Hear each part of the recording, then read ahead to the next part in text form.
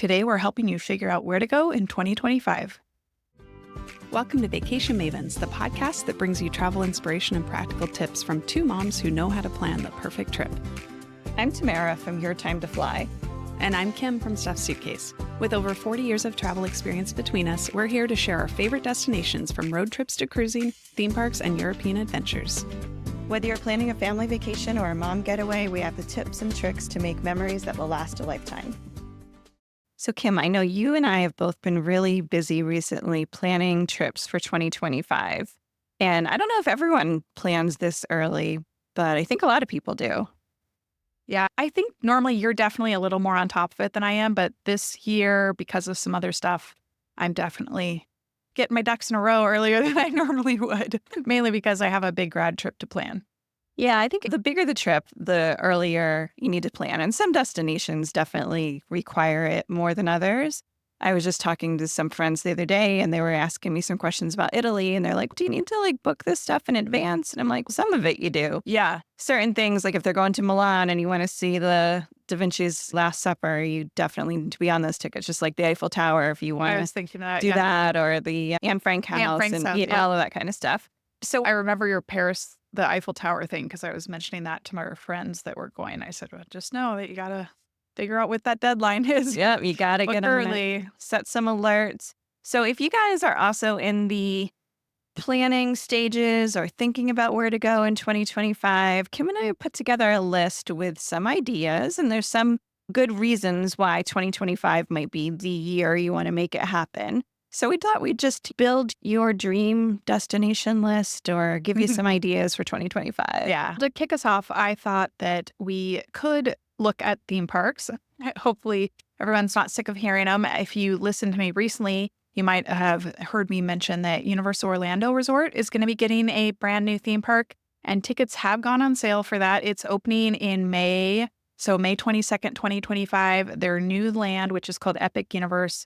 It's a new theme park that will have 5 lands. And in order to visit right now, you have to buy a 3-day ticket. And the 3-day ticket includes 1 day at the new theme park, and then the 2 days can be spent in the other existing theme parks. So something to keep in mind if you do like theme parks, that is going to be an Epic one. It's also called Epic Universe, so it makes sense. And then there are, I know, 3 new hotels also opening. One's opening in January, another in February, and I'm not sure on the third one. So if you like bougie hotels, there's that as well. But I was surprised about the 3-day ticket thing, so that's something to be aware of. Yeah, that's a bit of a, you must try out the new park thing. But yeah, I will say, Universal generally does such a nice job with theming that I'm sure that the new park, built from scratch, is going to be pretty amazing. So it'll be exciting to see.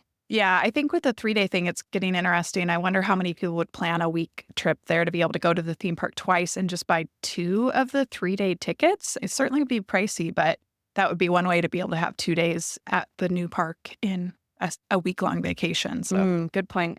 Yeah. Anyways, so I think that's exciting. They, like you said, they do an amazing job, and I know their hotels are going to be amazing. So I'm really interested to hear and watch when that starts coming out, what everybody thinks of it. And then the Disney parks have some new things coming too, right? Of course. Yeah, lots of new things. Walt Disney World is going to they've got some new hotel stuff going on.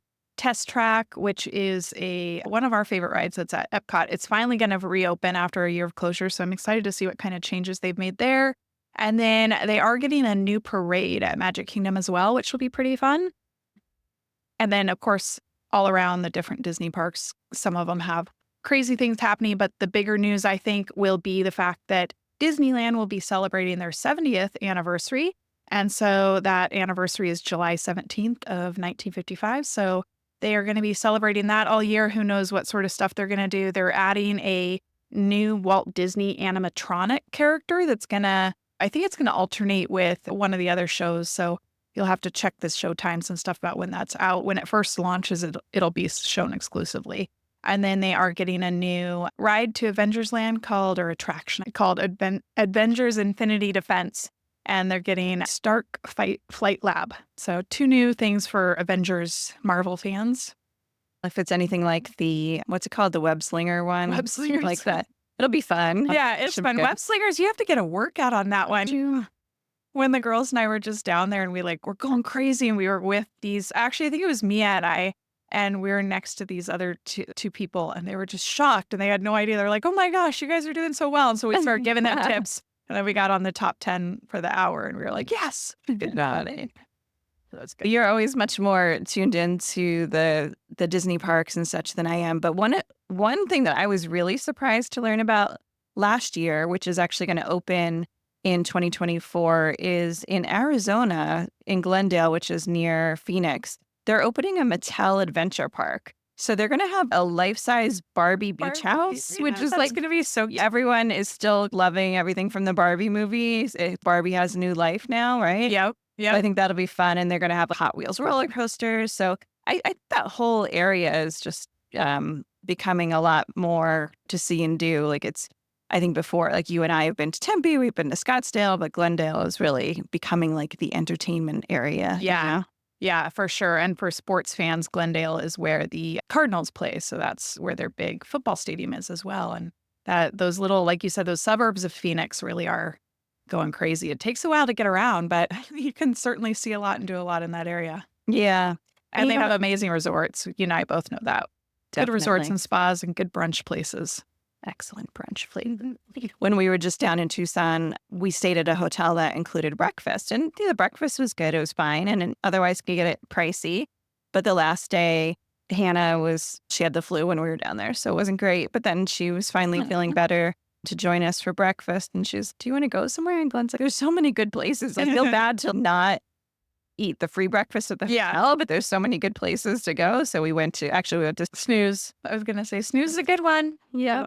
Yeah. So another place that I actually ended up visiting very briefly twice this year was Oklahoma City, which I guess I missed that you went there twice. But when Hannah and I drove across the country to bring her back to school, we stayed one night in Oklahoma City, and we stayed right in the same downtown district and Bricktown and walked around, and I showed her kind of and she's like, oh, this is really cool. Like, that's awesome. I mentioned it before, and I'm just still like impressed with Oklahoma City. But they're actually, where they've built the first Americans Museum, they're also building this Okana resort, and it's going to have a hotel and a spa, but it's going to have a water park with an outdoor adventure lagoon, an indoor water park, and an amphitheater. So that whole area is really expanding a lot too. So I would say put Oklahoma City on your list. Yeah, that's awesome. That's good to know. Getting away from the theme parks just a tad bit, but right next door to Disneyland, or not right next door, but not too far away. A little up north, more like the San Francisco area, is Santa Rosa, which you and I have visited. They have a great wine region in Sonoma County there. And Santa Rosa is known as being the home of peanuts. I know you remember that. And next year for 2025, they are going to be celebrating Peanuts' 75th anniversary. So I think that's going to be pretty cute. And they're going to, I think, play on all of that. And they've made a lot of partnerships and stuff, including, I heard something about Hallmark and NASA. So sounds like it's going to be a big celebration next year for Peanuts if you're a Snoopy fan. Yeah, I still think of those pictures of you and I doing the Lucy asking for advice. Yes. And it's just it's a great museum. And you and I went as adults and we still really enjoyed it. I love that trip. Yeah, I love it. We did a lot of good stuff in Santa Rosa. Well, I agree. You definitely link back to the episode where we talked about that, because we did zip lining and hiking and wine tasting and lots of fun stuff. And I think that Santa Rosa is a little off the beaten path, where you're not necessarily in some of the hot hubbubs that are a little busier with wine tasting and stuff, but you can really get around easily and discover some beautiful areas. And it's surprisingly, like, Santa Rosa is surprisingly woodsy and nice. And yeah, it's a nice. Yeah, not snooty Napa. Yeah, exactly. Yeah, it's a little more down to earth. Excited to see what they do there, and encourage everyone to go check out the Charles Schulz Museum if they're going to be headed to the San Francisco Bay Area in 2025. Speaking of anniversaries, there's actually quite a few destinations that are celebrating some big anniversaries. And I think whenever you see this, there's always going to be some special events, and it's just a reason to go, a reason to draw some interest to it too.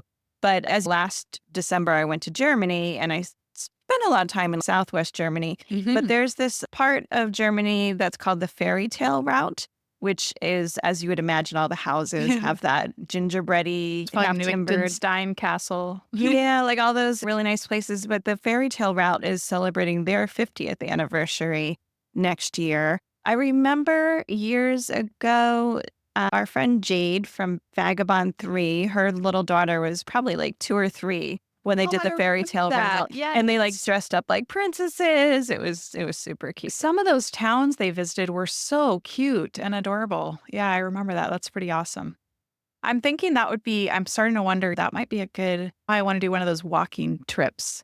I wonder if Yes. there's any that are on that route because I think that would be an amazing, probably really beautiful. Guess it depends on the elevation, how hilly it is, because Germany certainly isn't flat. Yeah, no, definitely. I drove through the Black Forest area. Plenty of Yeah. mountains there. Yeah, that's pretty nice. We're going a little international now. So, one of the places I went this year that I know is one of your favorite places is Iceland.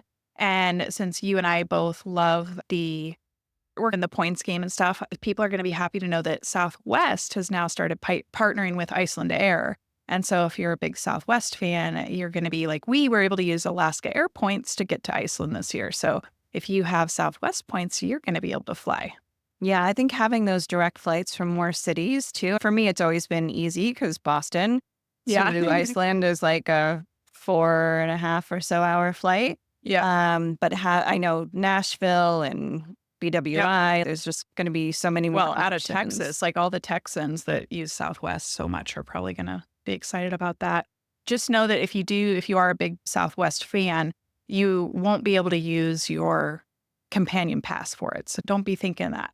And I But think otherwise, you'll get, Iceland is definitely one of those destinations to jump on kind of yeah, right away because I don't know if you guys have realized, but you probably have because here in the United States, we had so many times in the last year where people saw northern lights like pretty far south. yeah. Unfortunately, never worked out for me. I know you got to see them. We got to some. see them a couple Yeah. times. Yeah. One time it was just very cloudy, and the other time I was in Texas. I was in San I remember Antonio, so that. it was a little Yep. south. And I Yep. kept texting Glenn, "Go outside! Like our neighbors are posting stuff." Just missed it. Oh, It is supposed to be another peak solar cycle. yeah. So it's supposed to be again another really good time to see the northern lights. I know we had some surprising in May and in October, but really the prime time is, at least in Iceland and a lot of other places, is going to be more like November through March is like your prime time. But that is the time where, Iceland, there's Finland, with glass dome. Oh, yeah. The stargazing globe dome. Yeah. And speaking of flights, there's actually quite a few countries that are becoming more accessible with direct flights. I saw that Denmark is now going to have a code share with Delta. So you're going to be able to fly new direct flights from Atlanta and Philadelphia to Copenhagen. So that's helpful. Yeah. Glenn and I have been eyeing that up as maybe like a not a maybe a long weekend, hopefully longer than a long weekend. But I also remember last January we did Amsterdam. It was a Yeah. long weekend, and honestly, like from the East Coast, it's not terrible because if you just want to see like that one city, it gives you like enough time, and the flight is not that If much you get different. a flight deal, exactly. Yeah, you get a flight Yep. deal and it's not super long. Honestly, when we have to connect, we spend many more hours getting to Tucson. And Copenhagen is very family friendly. Speaking of Copenhagen and how it is family friendly, it matches back up with how we open because Copenhagen is home to Tivoli, which is the next oldest amusement park, I think, in the world. And it was actually a huge inspiration for Walt Disney building his Disney worlds. So I think that's a cute play on that. If you're a theme park fan, you can go to a theme park even in Copenhagen. Yeah, and there's one side note we should mention when people are looking at traveling to Europe and to the UK next year. And that is at some point, I know they've been threatening it for a very long No, time. they keep putting it off. But at some point, there's going to be this European Union visa that is required. So it's ETIAS. I don't know if people are pronouncing it, but Yes. it's the European Travel Information and Authorization System. So it's going to be something that you need to fill out online like before you go, and then it's good for a certain amount of time. So it's not like you'll necessarily have to fill it out for every trip. I don't know the exact rules at this time. Yeah. Like I said, they've changed it so many times that I've given up paying too much attention, but just be alert. It is going to come into effect likely in 2025. And then because of Brexit, the UK is going to need to do its own thing. And that's already been said it's going to start in January. So we will see where that ends up. And I was just talking to Tamara, no idea how Ireland and Northern Ireland are going to handle that because there is no real border between the two countries. So I'm not sure if you're driving from Dublin to Belfast. I don't know how that's going to work. Yeah, somebody told me that Ireland is going to be an exception where the Americans, at least, are not going to need the ETIAS. Yeah, I just don't know what about the UK one because Northern Ireland Right. then would be put under that. Speaking of the UK, though, one of my favorite things that I think is very exciting is that 2025 marks the 250th anniversary of Jane Austen's birth. I'm a huge Jane Austen fan. You know that about me. Yeah, So, I do. yeah, I've actually been to Chawton and to Bath, and part of that was around the idea of visiting those places for Jane Austen. So I think that's going to be very exciting. And a lot of the activities that are going to be taking place are in Bath and Chawton House and things like that. So if you're if you're a literary fan of Jane Austen, 2025 is a fun year to head to the UK. Yeah, and you keep bringing up the walking trip. Like, that's always one of my places that I would like to do. One, I Yep. mean, as I did it in Northern England on Yep. Hadrian's Wall, but I would like to either do Lake Country or do the Cotswolds. And like with Yeah. Cotswolds Way, I think you can end in Bath. I would do the Cotswolds. That looks so charming and cute. Like, Let's talk about do fairy it. tales. That's the one we should do. Yeah, For sure. I would love to do that. I Yeah. really would. Because I also feel, I know you brought up Spain before. Here we go, having just like personal conversation on our podcast. But I worry about it being too hot unless you do it too early. But I also worry about being able to train enough if we did it early in the season. Yeah. You know what I'm saying? Because I'm not going to take 10-mile walks on my treadmill. Like, that just is so boring. Yeah. And just get outside. Like, you only live in Rhode Island. Like, Yeah. February walks, not that hard. You go for it tomorrow. No problem. Yeah, no, I hear you on that. Yeah, I think we could do it. And September, I don't know. September would be nice, I think, in England. Yeah, September could be nice. Even October could be great in England. Seattle, we have some really nice October. It just varies. You're not sure. Luckily, more and more destinations are becoming accessible because of direct flights. And one that I wanted to mention that kind of caught my eye was Fiji. They're starting some new direct flights from Dallas. And I just know somebody that went to Fiji this year, and they were saying that they could do a family trip to Fiji for $5,000. So it's a much more, you think of Fiji, you think of Bora and the Maldives, which are luxury, really expensive. So I was surprised by how affordable Fiji can be, but it's generally been just hard to get there far. It's a lot. So to have a direct flight from Dallas, especially for people that live in that area, is fantastic, but it's such a good hub. You can always reposition to Dallas pretty easily. So Absolutely. something new to think about if you want to try like an island vacation that maybe is family friendly and not as crazy expensive as some other places are. Yeah, absolutely. And when you mentioned that, I remembered that I had friends recently from Seattle. We had Air Tahiti Nui, which has started direct flights to Tahiti from Seattle. And it's, if you're wanting that island vacation but don't have the time or patience to make it all the way to the Maldives or Fiji, Tahiti's something to look at. It's a little closer. Yeah, I actually flew that airline on our honeymoon. And I remember at the time I was like, what is this airline? I've never heard of it. But it got us there. We did LA to Tahiti and then went over to the other islands from there. And there's also going to be some new direct flights to the Algarve in Portugal. Yeah. So instead of having to go through Lisbon, you can fly directly to the Algarve. So another type of beach holiday. Yes. Yeah. I think that would be amazing. I want to go back to Portugal. I don't know if I could skip Lisbon and our trip out there. I fell in love with Porto too. So I don't know if I could skip it, but if you're like our friend Lindsay, who is in, BC, she's always wanting those sunny beach vacations. So for her, it'd be perfect. Yeah, it's the Algarve has those really gorgeous cliffs and the sea caves and great hiking trails. There's good wine nearby. So it's such a great region. I agree. I like to pair it with something else. But if you wanted to go direct, at least now from Newark, you can fly direct to Faro, I think it is. Nice. Yeah. And I know that there's also flights from the East Coast, from your area, your neck of the woods. I believe United is flying direct to San Miguel in the Azores, which you and I got to visit. So that's also another making kind of those island vacations a little more accessible from the U.S. And some of those flights might be seasonal, so you have to look at Right. your dates.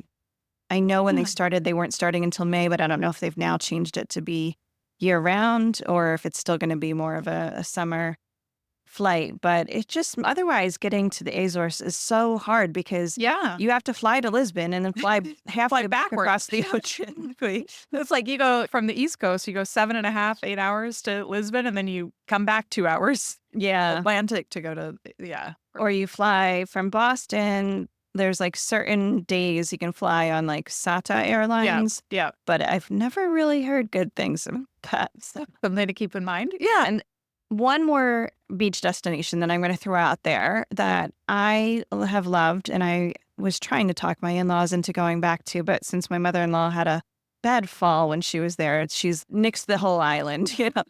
But Turks and Caicos has amazing beaches. And it used to be, there were a few hotels, but they've really Yeah. expanded so many hotels, a lot of luxury hotels. There's a lot of beachfront villas. So if you do want to go with a group, you can make that happen. And I'm pretty sure they're even opening an airport. You know how the main airport is it on Turks with Provinciales? Provinciales, yeah. Yeah, so they're building another airport, international airport on the other island. So it On used to be Grand like a Turk. lot harder to go back and forth. Yeah. If you were staying at one, like you might have to wait a while for a layover.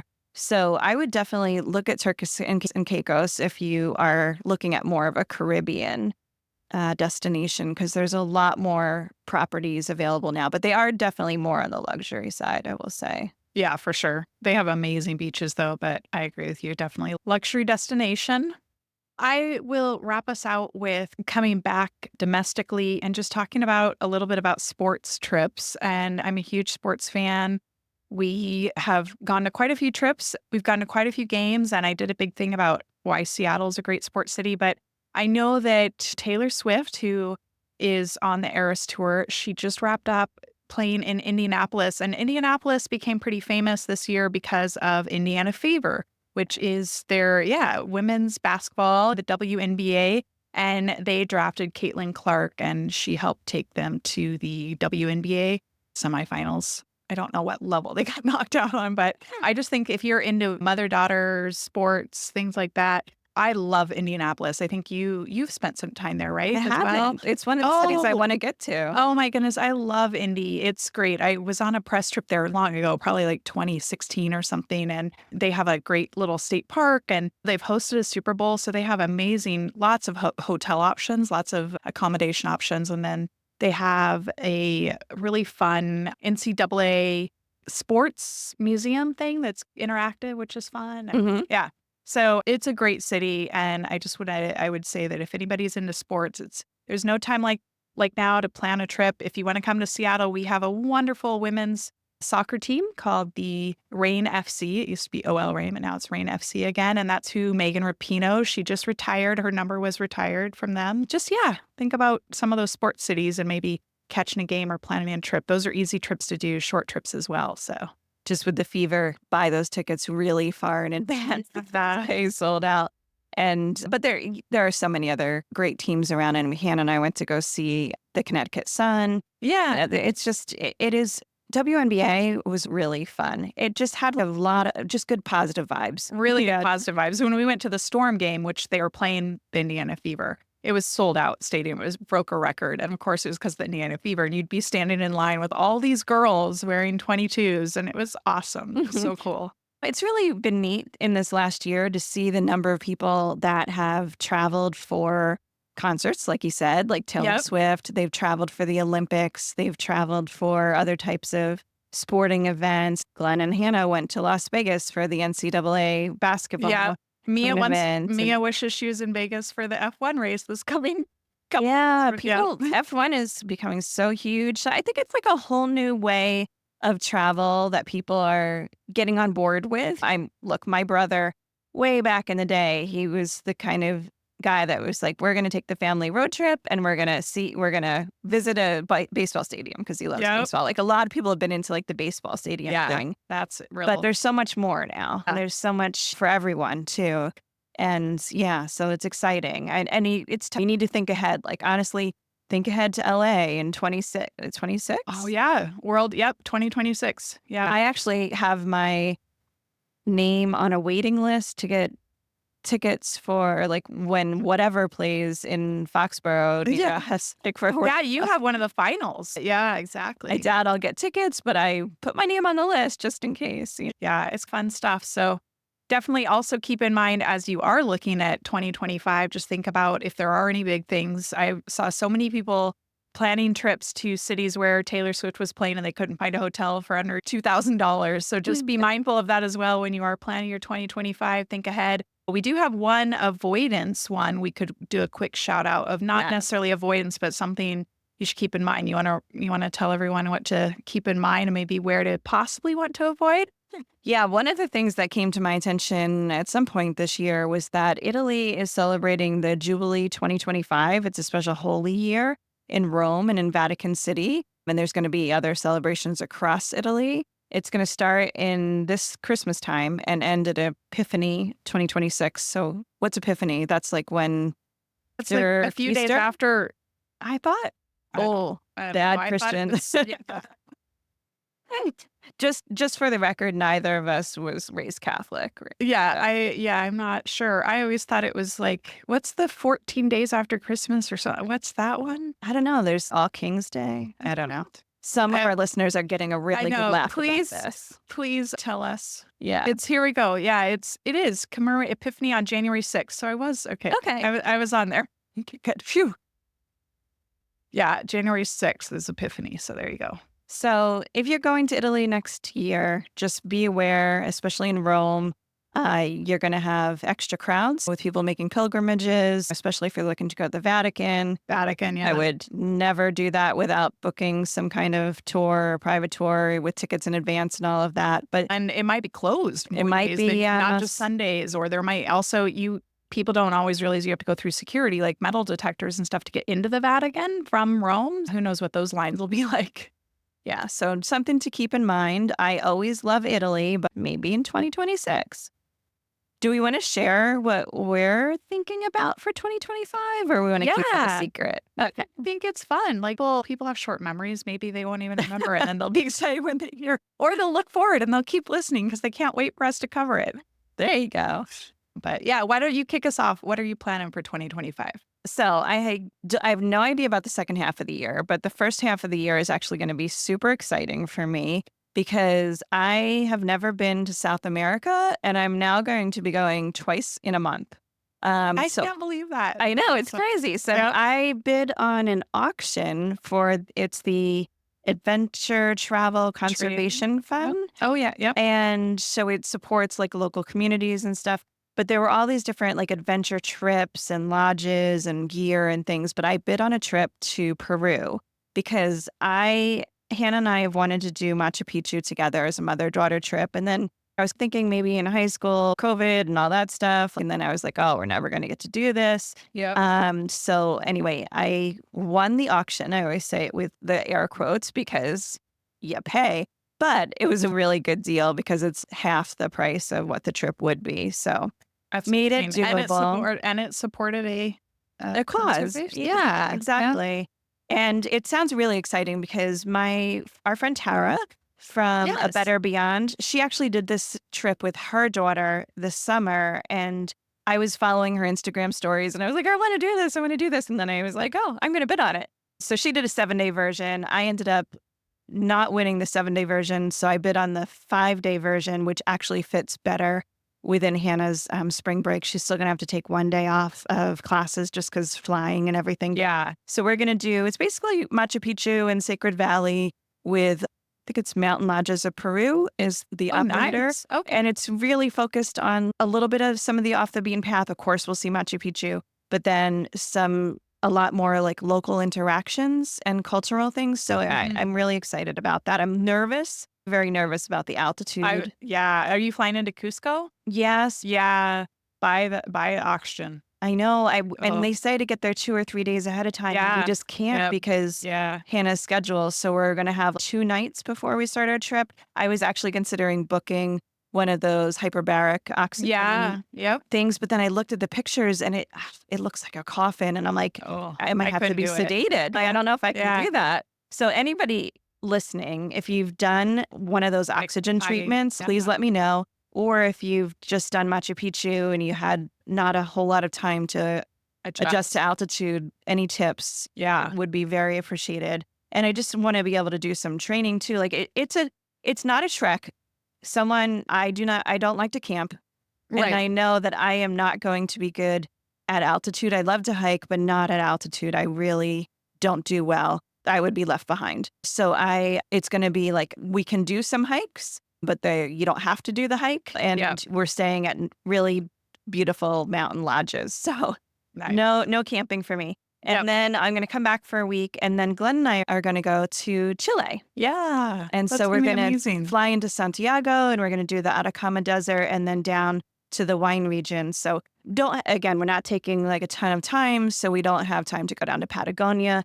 But we've been wanting to do this. And as Glenn's super into wine, and it's going to be great. I found a really cool Chilean reds. Oh, yeah. Very much looking forward to it. So that, and then finally, I think I've convinced my in-laws that we're all going to go to the Bahamas for our multi-gen trip because I've looked at about 1 million places and gone back and forth about 3,000 times until I have no hair left in my head.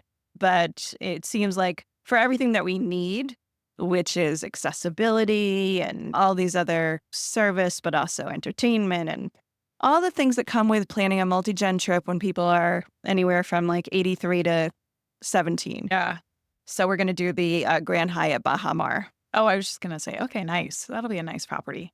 And who knows after that? But after that, you have some good things planned.